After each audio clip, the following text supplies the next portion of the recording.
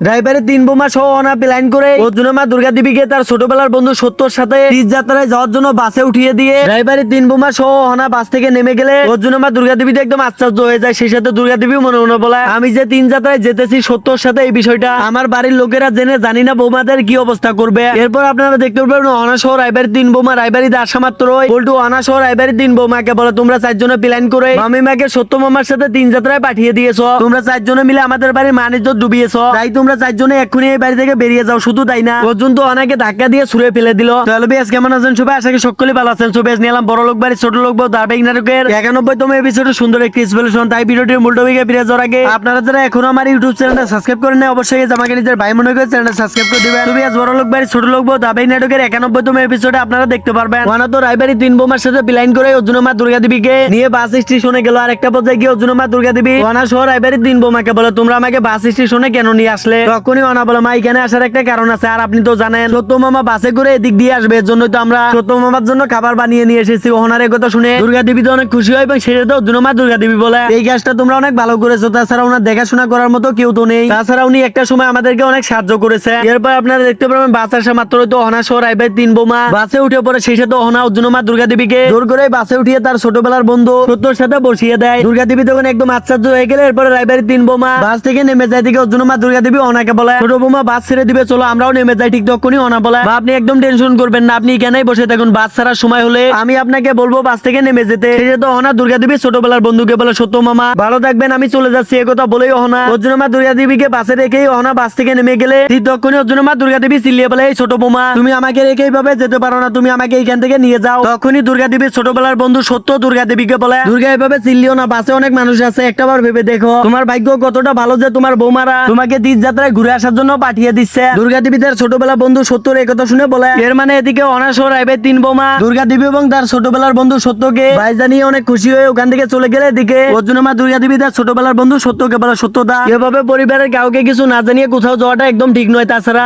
আমি তো আমার ছেলেদেরকেও জানাইনি। ঠিক তখনই দুর্গা দেবীর ছোটবেলার বন্ধু সত্য বলে, তুমি যদি তোমার পরিবারের লোকদেরকে জানাতে তারা কি কখনো তোমাকে যেতে দিত? তখনই অর্জুনের মা দুর্গা দেবী বলে, কিন্তু না বলে যাওয়াটা তো অনেক বড় ভুল, তাই না? তাছাড়া তোমার সাথে এভাবে কোথাও গেলে আমাকে তো অনেকে অনেক কথা শোনাবে, তাই না? তখনই দুর্গা দেবীর ছোটবেলার বন্ধু সত্য বলে, তুমি কি একাই আমার সাথে যাচ্ছ? এই বাসে তো অনেক মানুষ আছে, তেমনি আমিও তোমার সাথে যাচ্ছি, এতে কি এমন হয়ে যাবে? তাছাড়া তোমার ছোট বৌমা তো তীর্থযাত্রা আমাদেরকে দেখার জন্য হোটেল বুকিং করে রেখেছে, তুমি একদম চিন্তা করবে না, তুমি শুধু এটাই ভাবো যে তুমি অনেক বছর পর তোমার ছোটবেলার বন্ধুর সাথে সময় কাটাচ্ছ। এদিকে অর্জুনের মা দুর্গা দেবী মনে মনে বলে, আমি যে তীর্থযাত্রায় যেতেছি এই বিষয়টা আমার পরিবারের লোকেরা জানার পরে জানি না বৌমাদের কি অবস্থা করবে। এবং এরপরে দেশে আপনারা দেখতে পাবেন অনাসহ রায়বাড়ির তিন বোমা রায়বাড়িতে আসা মাত্র পল্টুমা ঠাকুরজি বলে, ভাবিজি কোথায়? তখনই অনা বলে, পিসিমা মাকে আমরা তীর্থযাত্রায় পাঠিয়ে দিয়েছি। অনার এই কথা শুনে পল্টুর মা সহ ওখানে থেকে সকলে একদম আশ্চর্য হয়ে গেলে এরপরে অর্জুন অনাকে বলে, মা একাই তীর্থযাত্রায় গিয়েছে মানে এ কি বলতেছো তুমি অনা? ঠিক সেই মতো অনা বলে, মা একাই জানি, মার সাথে সত্য মামাও গিয়েছে। এরপরে পল্টু অর্জুনকে বলে, অর্জুন বড় মামি বাসে করে সত্য মামার সাথে তীর্থযাত্রায় যাচ্ছে, এই বিষয়টা আমি জেনেই তোকে ফোন করেছি। আর তুই কি জানোস মাকে তীর্থযাত্রায় প্ল্যান করে পাঠানো হয়েছে, আর এই প্ল্যানের মাস্টার মাইন্ড হলো তোর নিজের স্ত্রী, সবকিছু তোর স্ত্রী করতেছে। এরপর অর্জুন তুই যদি তোর স্ত্রীকে তার মায়ের বাড়িতে রেখে না আসিস তাহলে আমরা সবাই বাড়ি ছেড়ে চলে যাবো, আর আমরা এইটাই মেনে নিবো যে তুই এইটাই চাস। ঠিক সেই মতো অর্জুন বলে, পল্টু দাদা এই বিষয়ে তো আমি কিছুই জানতাম না। সেই সাথে অর্জুন ওনাকে ধাক্কা দিয়ে ছুড়ে ফেলে দেয়। তা দেখে রায়বাড়ির তিন বোমা একদম আশ্চর্য হয়ে গেলে দিকে পল্টু এবং পল্টুর মাথা অনেক খুশি হয়ে যায়। সেই সাথে একটা পর্যায়ে গিয়ে পল্টু রায়বাড়ির তিন বোমাকে সহ ওনাকে বলে, তোমরা আমাদের বাড়ির মান ইজ্জত ডুবিয়েছো, তোমাদের কোনো অধিকার নেই এই বাড়িতে থাকা, তোমরা চারজনে এই বাড়ি থেকে বেরিয়ে যাও। তাহলে কি